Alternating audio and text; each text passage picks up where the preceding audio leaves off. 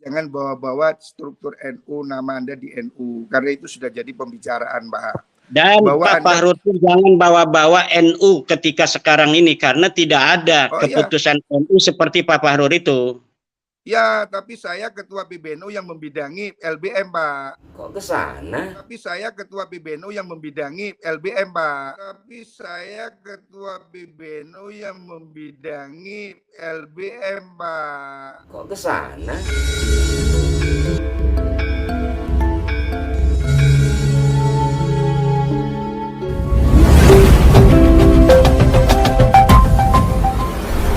Belakangan ini kan apa yang disampaikan oleh Kiai Imad ini kan digiring kepada sesuatu yang dianggap bersifat negatif. Ya, satu diantaranya seperti apa yang disampaikan oleh Kiai Fahrur Razi umpamanya. Petetek kayak orang sedunia kalah semua beginilah.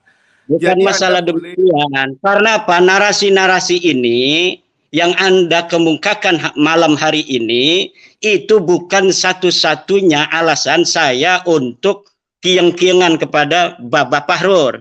Banyak narasi-narasi yang telah Bapak Fahrur kembangkan di luar ketika saya tidak ada, yang kemudian membuat saya ingin sekali untuk berdebat dengan Pak Fahrur. Oh boleh, boleh.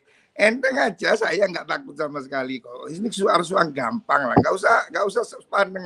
Apa sih ini juga bukan soal tanya kuburan kok. Nggak usah ribet lah.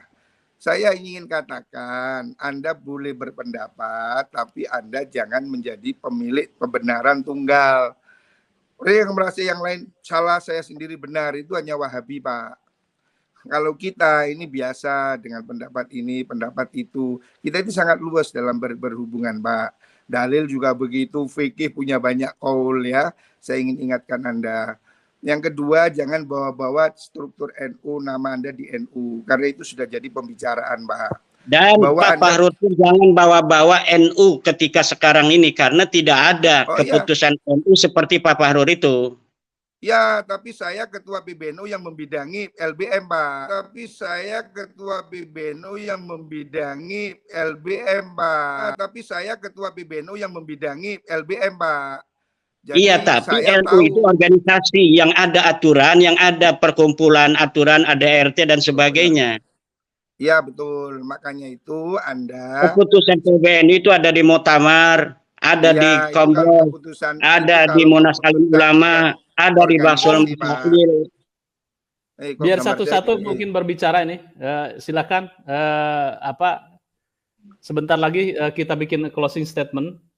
Gus Fahrur masih bisa tersambung? Ya, silakan Gus Fahrur. Hilang lagi saya ketemu. Ya, jadi begini Pak, closing statement saya, bahwasanya kalau Pak Imad itu hanya berhenti pada pemikiran bahwa dia menunjukkan suatu penelitian, itu tidak ada masalah ya. Bahwasanya banyak sekali habaib yang saya kenal itu bukan yang dawir. Orang itu tergantung dengan apa yang dia pikir, Pak. Kalau orang itu baik, ya ketemu dengan yang baik. Saya ini ketemu dengan habaib yang jenderal, yang polisi, yang tentara, yang dokter, yang konglomerat. Pak Imad ketemu dengan yang dawir, ya saya nggak tahu ini kenapa sama-sama Habib saya kenal yang jenderal, Anda kenal yang dawir, ya. Makanya sekali-kali turun ke bawah supaya tahu. Tanya itu sama ketua ranting NU, PAR, tanya kepada MWC apa yang terjadi, kenapa Wonogiri sampai tidak mau acara NU diisi oleh para habaib. Harus ditanya kenapa Boyolali, kenapa Garut, kenapa itu di Sragen tidak mau ada habaib. Ini yang harus ditanya oleh Pak Fahrur. Iya. Jangan kita berdiri di Menara Gading. Iya, tahu. Saya ini Pak, mulai NU ini sebelum Anda jadi pengurus NU, saya sudah pengurus NU, Pak. Sudah 29 tahun saya jadi pengurus NU, Pak. Mulai dari bawah. Ya. Jadi jangan ceramai saya tentang NU, sudah cukup. Intinya saya ingin mengatakan bahwa hentikan narasi kebencian di ruang publik. Bahwa penelitian itu dihormati, hak orang untuk menegasi atau mengafirmasi. Tetapi tidak boleh dia menebarkan kebencian pada suatu kelompok tertentu, ya. Dan jangan bawa NU untuk berkonflik. Bahwa NU tidak pada posisi untuk mengikuti apa yang Anda ributkan dalam masalah ini. Padahal mestinya persoalan nasab ini ya, walaupun saya tidak mengatakan tanggung jawab NU, tapi semestinya NU memiliki rasa kepedulian atau tanggung jawab moral secara kelembagaan atas diskursus nasab ini. Kenapa? Secara umum kan kita tahu yang mengakui Habib sebagai dzurriyyah Nabi itu kalangan siapa? Anak Irsyad rasanya tidak kan. Kita kan tahu bagaimana Ahmad Surkati, saudara kita di Muhammadiyah umpamanya, ya kan beda cara menyikapi dengan kita. Karena sementara orang-orang NU jelas saking begitu hormatnya dan tanpa sharing, tanpa reserve langsung mengakui Habib itu turunan Nabi sampai pada batas pengkultusan. Dan mestinya ini, mohon maaf saya tidak ngajari orang tua, logika saya, logika sederhana saya, mestinya tanggung jawab moral NU sebagai secara kelembagaan untuk menjembatani atau menengahi persoalan ini dari sisi-sisi tradisi ke-NU-an dan keilmuan kiai-kiai NU. Bukan lantas mau diberhentikan kalau begini-begini, ini telah memantik persoalan. Kok ke sana? Bukannya bangga punya kiai muda di NU yang bisa menggemparkan Nusantara bahkan mungkin dunia, yang akhirnya mengangkat pula beberapa tokoh-tokoh muda meneliti nasab dari kitab-kitab, yang akhirnya juga tokoh dari BRIN ya, Badan Riset Inovasi Nasional, antara lain Pak Sugeng, walaupun sebelumnya sudah ada Pak Bu Dr. Herawati Sudoyo melakukan riset terkait dengan DNA yang kemudian ada kaitannya dengan saudara-saudara kita kaum Mbak Alwi.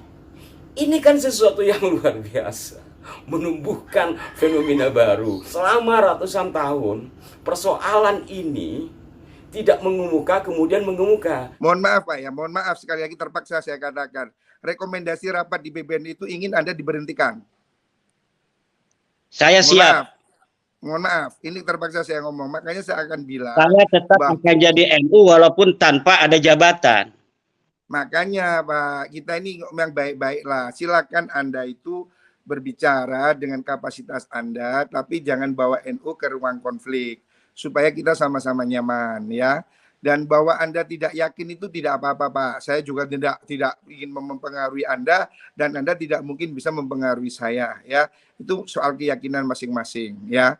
Tetapi yang ingin saya katakan bahwa publik ini Pak jangan terus diadu domba dengan narasi-narasi yang membuat orang marah. Udahlah Pak, rakyat ini sudah susah cari makan, susah cari kerja. Jangan ditambahi dengan ingin bertengkar ya. Ini yang ingin saya katakan ya. Saya menghormati hak Anda untuk berbicara dengan penelitian. Oh itu tidak ada masalah, kami tidak heran ya. Silahkan. Ya mungkin closing statement Kiai Imad, silakan Kiai.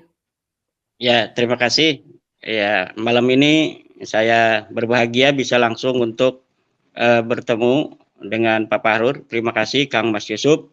Intinya bahwa kita mengkaji nasab Balawi bukan karena kebencian, tetapi ingin menasehati dari Balawi oknum-oknumnya yang mencederai kebangsaan.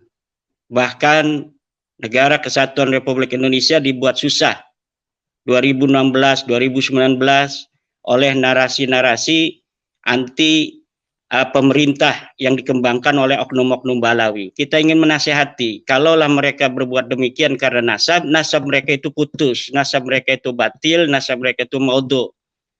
Kita berbangsa bertanah air di Indonesia ini bersama-sama.